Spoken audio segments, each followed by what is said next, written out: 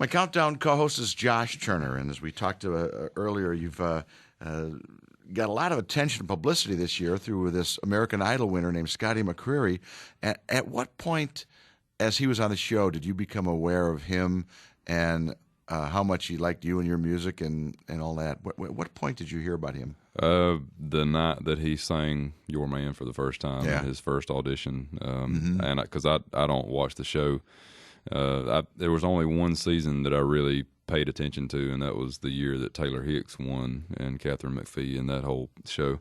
But outside of that, I've never really watched the show, and so that's right away at the beginning. Then you started seeing that and following that. Yeah, and I had gotten a barrage of text messages and emails and voicemails and everything, saying this guy on American Idol sang your song, and I'm like, oh, okay, whatever, and then the next week they said, hey, he sang your song again. I'm like, really?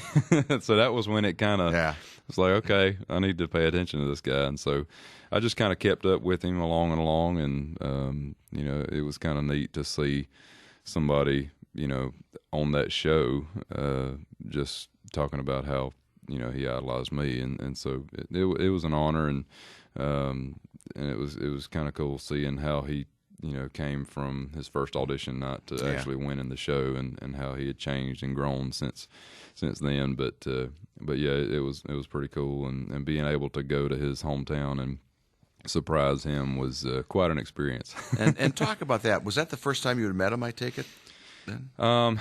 Honestly, after that first or second show that he was on, my management they were like, man, that guy looks familiar, and so they went back and looked through a lot of meet and greet photos, because every night I do a VIP meet and greet that benefits my charity, and so they started looking through those photos and saw that he had actually come to a show of mine in North Myrtle Beach a while back, and I had gotten to meet him, but at that time I didn't know him from Adam. It was just wow. He was just another guy in the meet and greet, know. And I think that night I had signed a guitar of his or whatever, but it was just kind of wild seeing that picture now, knowing that he ended up winning American Idol. That's great. I hadn't heard that story. That's fabulous. Yeah. Would you play the beach wagon out there? Yeah.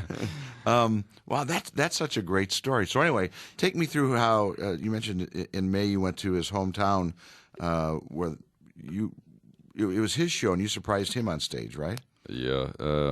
Idol had put together this homecoming thing type celebration for the three finalists, each of the three finalists, and obviously Scotty is from Garner, North Carolina, and I didn't really know what to expect. I knew they had a lot of events lined up that day. It started out with him going to the radio station and going to the grocery store where he used to bag groceries and all that kind of stuff. And the town threw a parade for him, and it ended up there at this park where I think they said it was about 30,000 people on hand.